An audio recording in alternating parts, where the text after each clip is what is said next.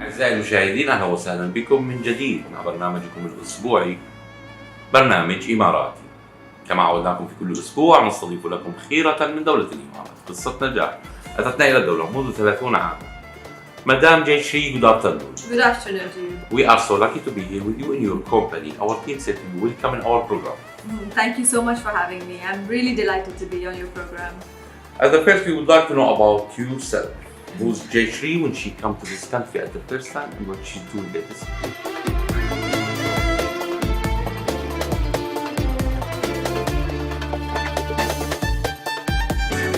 I came to Dubai first in the early 1990s. I was already qualifying to be a lawyer, so I wanted to see what the legal landscape was here like, and there were not that many Indian, Asian, female lawyers in some of the big law firms that I really wanted to join.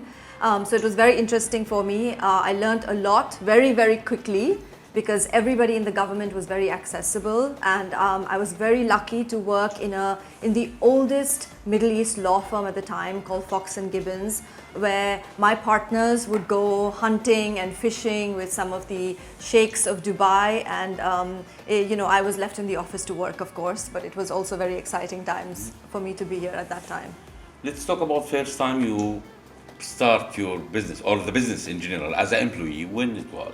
1995. So I started in 1995, as I said, with Fox & Gibbons, which was later acquired by what is one of the world's largest law firms called Dentons.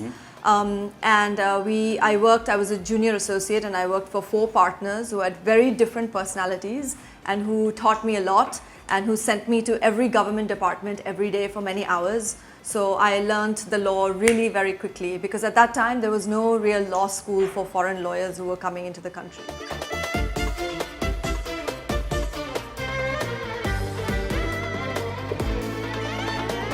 After 22 years, you take the decision to open your own business, right? Yes. So let's talk about 5 years back. What's the business that you opened? So I was at another American law firm when I left, Baker McKenzie. I loved the firm. I trained at the firm and I grew up at the firm. But I felt that I wanted to grow my own brand. I wanted to do things my way and have my own messaging. I also felt like the law is sometimes a little bit outdated. I mean, you sometimes deal with a lawyer and you're like, oh my God, this is going to give me a headache. It's, too many words and too many books and too much language I don't understand. Right. So I wanted to take the whole concept of what I knew that some of our clients struggle with big law firms and create my own law firm called the in-house company, which basically means we're a lot closer to the client. We simplify things for the client and we're there with the client every step of the way. Because sometimes what happens is that a lawyer comes to you when the problem is so big because they don't want to pay you when there was no problem. So I want to be there before the problem happens. I want to be able to make sure there is no problem ever. When we talk about businesses that you are focusing on, so we can say that's all kind of help that in legal department you can support you with it. Yes, so we also, so basically we would be an extension of the legal department, because again, legal department in some of the people we work with, like some of the governments, like Abu Dhabi Government Corporation in real estate or Dubai Oil and Gas Company, would be very stretched. So they would have too much work, they may not be able to devote a lot of time and attention to a complex project, and they may also want my help to coordinate and manage a lot of lawyers overseas for, say, if we are buying 5 companies, one in Belgium, one in Houston, things like that. When we talk about companies or the department of companies here, so we can say that free zone, there is LLC companies, there is many kind, in every Emirate different rules, so we can say it. So how you can follow up with all these rules? Well, you have to be smart and you have to be good. I mean, when I came, there was Jabal Ali Free Zone. And now I think the last time we counted, there's more than like 51 different free zones in the UAE. Now, many of them have a very common theme. If you know 1 or 2 free zones, they have either warehousing, logistics, or IT or media. So you start to understand. But you have to keep in touch with the people. So I think one of the good things that I, again, wanted to do as the in-house company is create that whole network. Create that whole communication channel between clients and free zones, because we do set up a lot of companies. I mean, we are bringing a lot of investment basically into the UAE. When we talk about UAE, so we're talking about the hub for the world. So all the world have connection here. So the agreements, it's so high, or there is many agreements, it have to be between the countries, right? And companies. Yes. So yes, they do, yeah. So also you can supporting with ideas of how we can contract between customers or between two big companies, so you can make an agreement for them or contract? Yes, so what we do is we help two big companies either do, say, a joint venture. So let's say there is a car manufacturer in Dubai, or there is a UAE, EMARATI company that wants to do a special type of car in Dubai, and the technology is in the US. So that US company might want to come and joint venture with us here. But our landscape in the UAE, we have different cultures, we have different land issues, we have different company law. So we need to bridge that gap. Right. So sometimes I feel like the cultural ambassador, you know, when I have American companies or Swedish companies or Belgian companies, I have to also explain them how it works here. You can't just come here and say, yes, I'm going to do business. You need to understand how the law works. Start from scratch, it's easy, but sometimes we join a company that's already have an agreement, have some issues, and we need to rebuild it again. So it will be harder work? Yes and no. I think sometimes if there is an established business, that's a really good question actually. Sometimes there is an established business and if it's doing well, it's easy to build on it. But if there is corruption in the business, or if there's fraud in the business, or that is not right, then no, then we advise that maybe you need to take the assets of this business and move it somewhere else. Your connection will be with the founder direct or the owner direct or the team of this company? It usually starts with the CEO or the CFO or the founder. We also help companies when they are tech companies, e-commerce companies, luxury fashion companies doing e-commerce. When they're starting, they also sometimes need to build or bring finance. So at that time, we might start to work with the CFO or the CEO or the founders, and then slowly we engage with the team. So that's the other thing I like, because sometimes the CEO is too busy. And our work needs to get done. So I need to make sure that everyone in the team is connected to me or somebody in my team. I mean, we are a small team here at the in-house company, but everybody understands that the client comes first. That is what we believe in. Sometimes we need to visit the company if it's out of this country to make sure that we are in the safe side if the company wants to join any company here. Absolutely. So you need to do your due diligence. We also run money laundering checks. We do a lot of KYC checks. Again, many of this is mandatory by the UAE Central Bank anyway when you're doing business with someone else. But sometimes, yes, we do advise, or we go with the client to check the facility in some other country to make sure it exists and make sure the technology that they're telling us is actually there. The team, you have it around 10 people, so how do you keep them up to date for the rules over the world?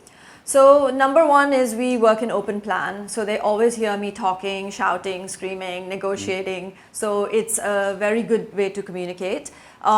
We do a weekly blog, and I also do a weekly video on LinkedIn and Instagram and everything, telling people about what the laws are and what's changing. When I came to Dubai, I would have to read the Gulf News or the Khaleej Times to know what the new law was. So we as lawyers would find out what the law was sometimes after the law was passed. Right. Now it's much easier. You have lots of online tools, you have the official gazette is printed, so it's easier to navigate the law. And things change very quickly. Like for example, the DIFC LCI arbitration just got abolished. And all of that arbitration had to be moved to Dubai International Arbitration Center, right? So these things happen quickly and you have to react quickly.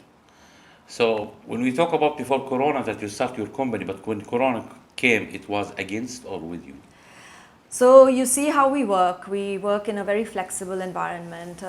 Our people are here 3 days a week, even now after Corona, and 2 days a week from home. So we didn't really stop. And we felt that there were a lot of new and more complex issues that came up. Because people didn't have pandemic, say, in their contracts to say that I don't pay you for a contract if there's a pandemic, right? This is all new. We never had it before. So there was a lot of big value disputes that were coming up. People didn't know what to do with it. So we were actually quite busy trying to solve problems and see how to solve problems, because nobody knew when it would end. Nobody knew if the government would come up with some rules, and people were losing money. So it was a good time for lawyers, I think. But after Corona, there is many industries is finished. It's not working anymore, right? Absolutely, yeah. So what's the solution that you find for these people? We don't find the business solution for them. We tell them how to mitigate their loss. So, for example, we had a client that was in the sporting business, and they took a very, very large facility in Dubai, but there just wasn't the demand anymore. because that sport was saturated. There were too many people doing it. They had paid too much money before Corona for the land. Yes. So we had to find a way. Sometimes you have to say, okay, I failed. This is not working. I failed. I need to move on. I need to put my money elsewhere. So part of our business when we, like say around like 2022 Right. was closing down bad businesses, liquidating them, Right. and then advising the client what to do. Do you still want to be in the region? Obviously the region is booming, right? Everyone is coming to Dubai Right. still. There are so many new companies we're setting up in Saudi Arabia, Abu Dhabi, Dubai all the time. So what do you want to do? How do you want to structure this? And the one thing I would say is that a lot of people, this is what I said to you earlier about the cultural gap. What people don't understand is Dubai is not like a ship that keeps moving. Right. It is a permanent place here. And you need to be fully committed to the region. So if you come and you set up your company and you have one employee here, it's not going to work. Right. So that was the other lesson I think a lot of people learned. I would like to ask about the developer and contractor. They have big issues always in their businesses. So how you can find solutions for these people? So I think there the law can help. I think that here is one of the aspects of the law where perhaps we need to find some way to rate developers.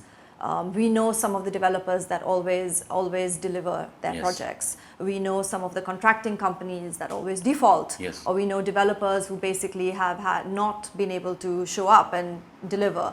So I think here is where if we had perhaps some new laws or more robust laws in the country, because this is a growing area, right? It's not very long ago that we were allowed to buy our own land, construct, or use that land. But I think also I was talking to one of my developer clients, and his strong view was that don't give parcels of land to individual people to develop a building.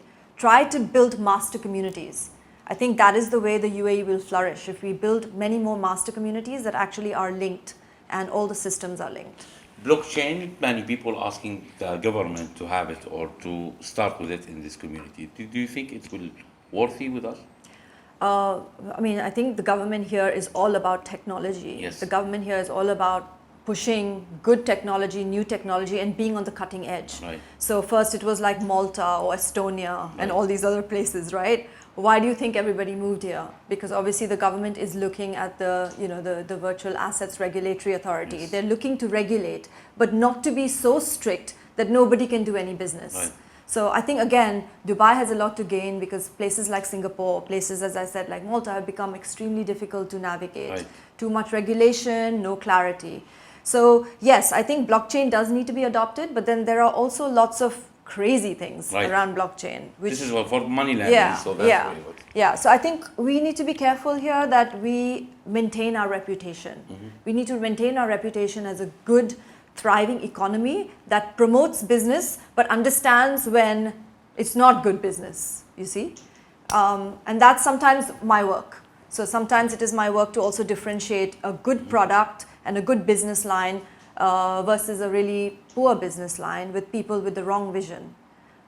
We don't work with people like that, and we tell them the risks of coming to the region and working like that.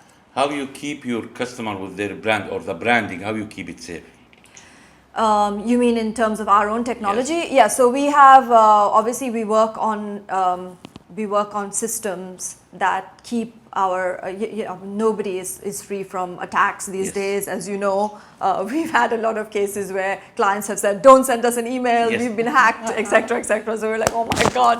So we have to maintain different levels of security. Nothing is ever foolproof because, people in that industry and the hacking industry are getting smarter and smarter as the days go by. But we hope we can keep, client data safe. Personally, Madam, who built your character? Oh, wow, that's a really good question. I think my mother was obviously a very good role model because she managed everything. So she was Wonder Woman. I think many of us feel the same way about our moms, right? Because they were able to manage work and kids and everyone. But I was quite lucky early in my sort of my journey coming to Dubai, and before that, I trained with an amazing firm that helped me find my place here. And when I left India, because I moved directly from India here, the firm also gave me my laptop and said, look, you work with us till you find your feet and till you find where you're going to work. So that was my first boss, I would say, who was a big impact on me. And I would say like the 4 partners that I worked for when I first got here, they had a huge impact on me because they were 4 very different personalities, but they all believed in me and they wanted the best for me. They wanted me to be much better, every one of them. So they have their differences, but they wanted me to excel. And I think that's very rare now. I feel like in a work environment, I think the way this country will thrive is that if we let other people grow, if I can call it that. I know in big firms there is still that problem. And I want to make sure that I can support and mentor people like I have been mentored. Many newcomers coming here to find their opportunity as an employee, or even if they are investors, but they are need advice from the people who have fair enough experience, same like you. What you will advise them before they come here? I would say that Dubai is a great place to live. Work here for the right reasons and come for the right reasons.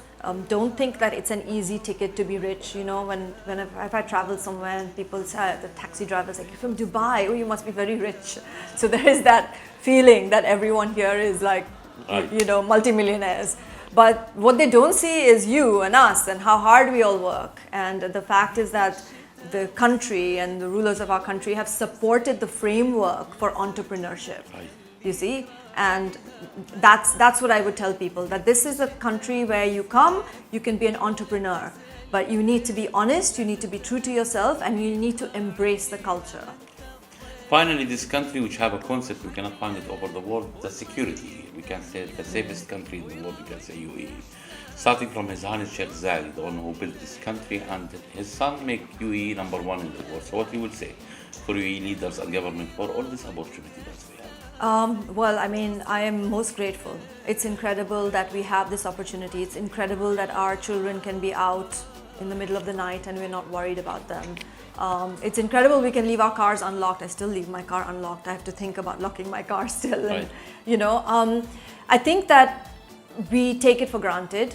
We take the security, the peace and the harmony that we live in for granted. And I don't think there's any other place, frankly, in the world. We see all of our children coming back from studying from outside, wanting to finish their education here. And you can see that live. You can see so many family businesses have all their children coming back to the country and joining. And there must be a good reason for that. From our side, Madam JSHREE will say to you, thank you so much to be with us today and welcome again in EMARATI. Thank you so much. Thank you. Lovely talking to you. دفوتها لها غير وترحبهم ترحب